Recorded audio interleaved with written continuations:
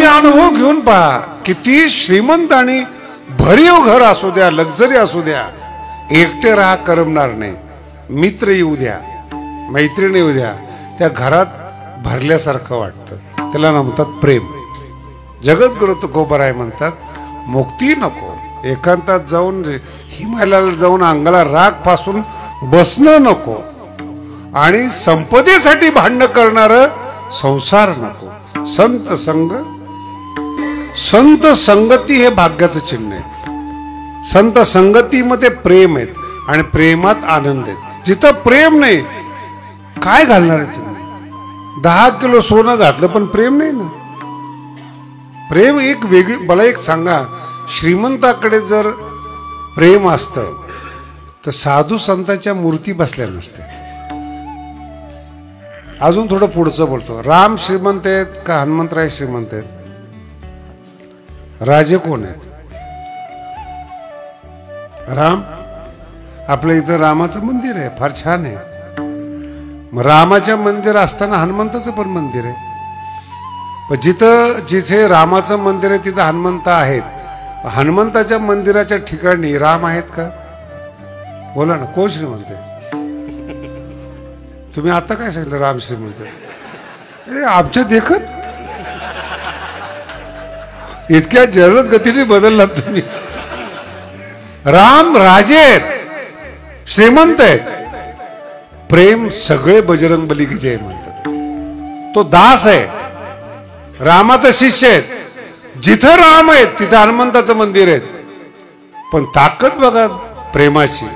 जिथं हनुमंतराय आहे तिथं रामाची जरुरी नाही आहे. आणि असं कोणतंच गाव नाही आहे की जिथं हनुमंताचं मंदिर नाही. आमच्याकडे आहे दैत्याचं मंदिर आहे, तिथं हनुमंताचं मंदिर नाही. नांदूर दैत्य असं एखादं गाव असतं ना अपवाद म्हणून, त्याला काय टेन्शन घ्यायचे. 2-4 दैत्य तर पाहिजे.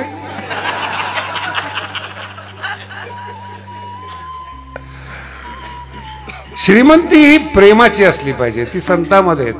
म्हणून श्रीमंतामध्ये प्रेम नसल्यामुळं वैयक्तिक श्रीमंतीचा फायदा घेतात. आणि जर गेले ते कंपनीचे मालक म्हणा, ते म्हणा, काही नाही महाराज. कंपनी एक दिवस बंद असते, त्याचा मुलगा मग तो जास्त दिवस बंद ठेवायला परवडत नाही. ही श्रीमंती. अनुभव घेऊन पहा महाराज. आणि प्रेम जा कुठे भगवान बाबाच्या नावाने काय चाललंय आज महाराज. नामदेव शास्त्री किंवा म्हणत नाही, ती गादीची परंपरा आहे. कोण गादीवर बसले, जर त्यांनी चांगलं काम केलं तर मदत करतील, प्रेम देतील. पण गादीची परंपरा काय? प्रेम दिलं, मोबदल्यात 3 पिढ्या झालं प्रेम मिळालं. 3 पिढ्या. नावावर प्रेम आहे. ज्ञानेश्वर महाराजांना 700 वर्ष झालेत. तुम्हाला एक रहस्य सांगतो संप्रदायातलं. पंढरपूरला दिंड्या जातात कुणाकडे? पंढरपूरला विठ्ठलाकडे, पांडुरंगाकडे. बरोबर आहे. भजन कुणाचं आहे? ज्ञानोबा तुकाराम. तुम्हाला असं विसंगत नाही वाटत? ज्याच्याकडे जायचंय त्याचं भजन पाहिजे ना. ज्याने पाठवलंय त्याचं भजन आहे. जातोय तो देव आहे, पण ज्याने पाठवलंय ते संत आहेत. मग देवाकडे जाताना भजन ज्ञानोबा तुकाराम आहे. का की देवाला सांगायचंय तुला सुधारता नाही आलं, तुझ्याकडे आम्हाला त्यांनी पाठवलं, वशिला त्यांचा आहे.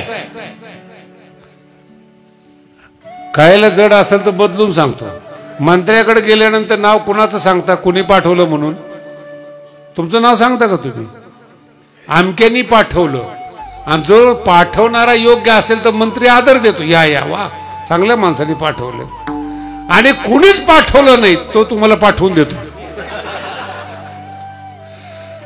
वशिला ज्ञानोबा तुकाराम. देवाकडे जात आहे हे प्रेम आहे.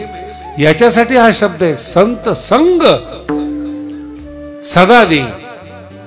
1-2 मिनिटं कीर्तनापुरतं संत संग नको, सदा संत संग दे. प्रेम, प्रेमाचा सुकाळ संतांमध्ये. आणि प्रेमामध्ये आनंद आहे महाराज. फक्त तुम्हाला निर्णय घेता आला पाहिजेत कोणाच्या सानिध्यात आपण राहावं, कोणाच्या सानिध्यात राहू नयेत. गरजा महत्वाच्या नाही आहेत, प्रेम महत्वाचे आहेत, एकत्रीकरण महत्वाचे आहेत. आणि ते जिथं मनोमिलन आहेत प्रेम आहे, ज्ञान आहे, तिथं तुम्हाला कायमस्वरूपी सुख आहे. सुख दुसरीकडे राहतच नाही. म्हणून जीवनात निर्णय घेत असताना आपण आपले जबाबदार आहोत. आपले निर्णय चुकले आपल्याला त्रास होतो, आपला निर्णय बरोबर आला आपल्याला आनंद होतो. एकदम अजून साध्या भाषेत सांगतो, डॉक्टरकडे जर जायला चुकलात किंवा चुकीच्या डॉक्टरकडे गेलात, नको तिथं ऑपरेशन आहे, नाही त्या गोळ्या आहेत. एक अगोदरचा रोग आणि गोळ्यामुळे आणखी एक रोग. गुरु आणि वकील डॉक्टर जर योग्य मिळाले 2 मिनिटात नीट होतं. आपले निर्णय इथून पुढे कधीही जीवनामध्ये लक्षात ठेवा, निर्णय योग्य घ्या आणि निर्णयासाठी आपली बुद्धी विचार ठेवा.